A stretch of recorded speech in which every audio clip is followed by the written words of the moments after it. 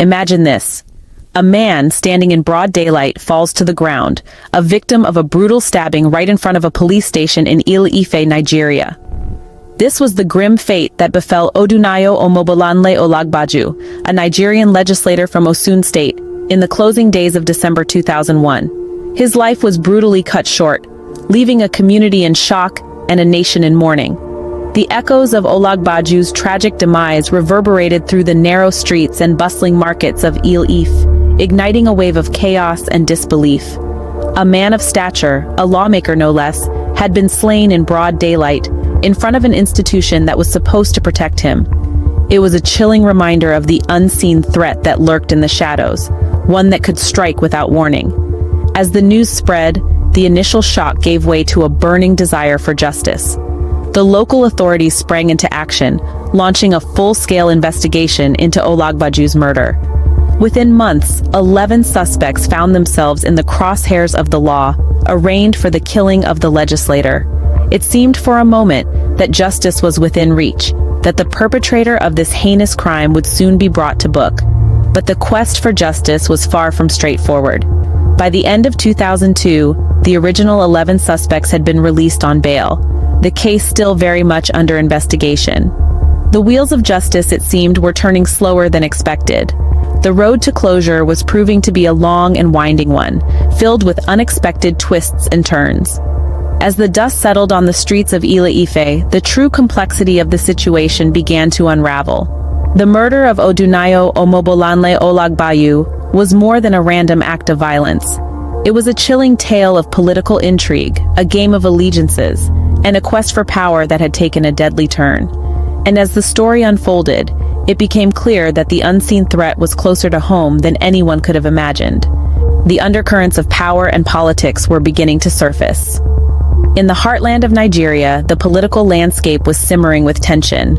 At the center of this turmoil were two men, Governor Bisi Akande and Deputy Governor Iyola Omisore, both of Osun State. A rift had formed between these two figures, a chasm that would soon engulf not just their political careers, but also the lives of those who orbited around them. Odunayo Olagbaju, a legislator from Osun State, found himself in the midst of this storm. He was not a mere spectator, but a staunch supporter of Deputy Governor Omisore. His allegiance would set in motion events that would ultimately lead to his untimely demise. The tension between Akande and Omisore was not just a political spat. It was a power struggle that would spill over into the streets of Nigeria with deadly consequences. Bola Ige, a supporter of Governor Akande and the Justice Minister of Nigeria, was murdered just days after Olagbaju's assassination. In response to the escalating violence, the Nigerian government was forced to take drastic measures. An emergency cabinet meeting was called, and troops were deployed across the country in an effort to quell the unrest. But the deployment of soldiers was a band-aid solution. It did little to address the root cause of the problem, a web of political intrigue that had ensnared not just politicians, but also the very fabric of Nigerian society. The political rivalry between Akande and Omisore, the shifting allegiances, the assassinations, all painted a picture of a nation gripped by political turmoil. But behind this facade, something far more sinister was at play. In the shadow of these events, the true motive for Olagbaju's murder was beginning to emerge. Loyalties were tested as the political landscape shifted. In the heart of the controversy, Odunayo Olagbaju, a dedicated legislator from Osun State, and his ally, the Deputy Governor Iyola Omisore, made a daring decision. They crossed the political aisle, switching their allegiance from the Alliance for Democracy to the People's Democratic Party, or PDP. This move was more than just a change of party colors. It was a calculated risk, a bold play in the high-stakes game of Nigerian politics. Whispers began to circulate, suggesting that Omisore had underwritten a significant portion of Olagbaju's campaign expenses. The political landscape was not just shifting, it was quaking, and the tremors were felt across the nation. The bonds of loyalty were being tested, strained, and some were even threatening to snap. Amidst this whirlwind of political maneuvering, Olagbaju found himself in the eye of the storm. He had sounded the alarm, alerting the police to threats on his life. Yet, in a chilling twist, It appeared the very institution meant to protect him had turned a deaf ear. Despite his pleas and urgent warnings, the police offered no sanctuary. This alleged negligence by the police force added a sinister layer to the unfolding drama. It begged the question, was this a simple oversight or a calculated move in a larger game of political chess? As the stakes grew higher, so did the tension, the uncertainty, and the fear. In a world where alliances were as fluid as the waters of the Niger River, Olagbaju found himself navigating treacherous currents. He was a man caught between the crushing forces of political ambition and personal survival. His loyalty to Omisore was unwavering, but the cost of this allegiance was becoming increasingly apparent. As the lines blurred between ally and enemy, the case took a chilling turn. The stage was set for a tragic climax, a finale that would send shockwaves through the political establishment and leave a nation reeling in its aftermath. In the pursuit of justice, the scales often tip in unexpected ways. In the aftermath of Odunayo Olagbaju's brutal murder, the wheels of justice began to turn, albeit slowly and questionably. As the investigation trudged on, 7 additional suspects were apprehended, joining the initial group of 11. Yet the case was far from straightforward, and the path to justice was riddled with obstacles.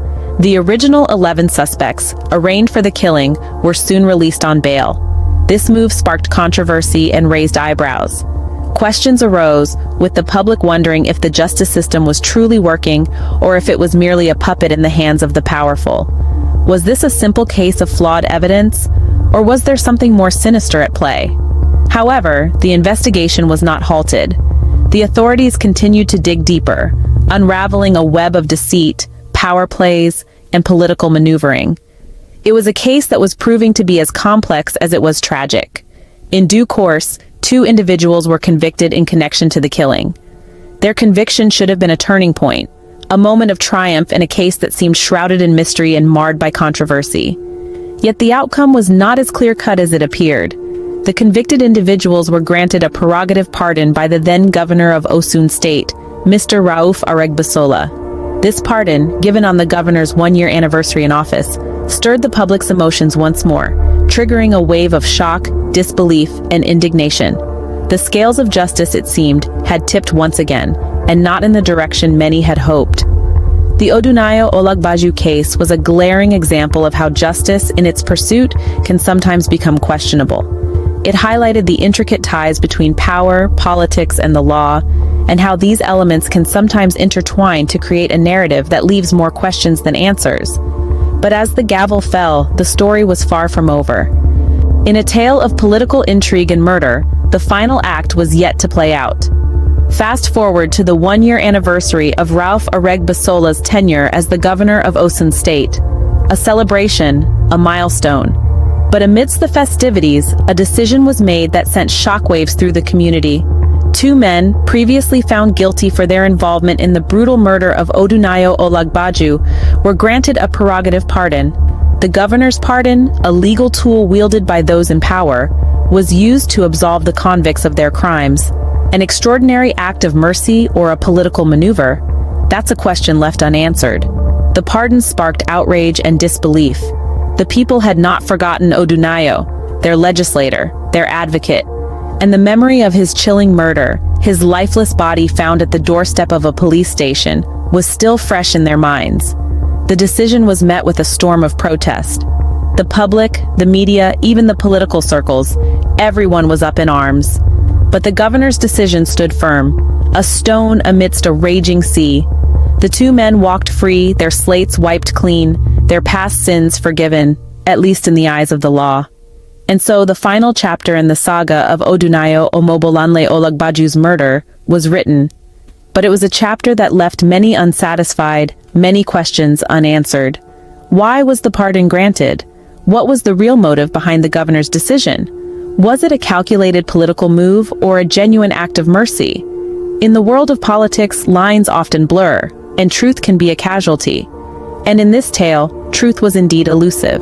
The murder of Odunayo Olagbaju, a staunch supporter of Iola Omisore, a man who dared to cross party lines, a man who dared to speak up, was left unresolved. The justice that his family, his friends, his supporters sought remained elusive. In the end, the murder of Odunayo Olagbaju, a tale of power, politics, and murder, remained shrouded in mystery.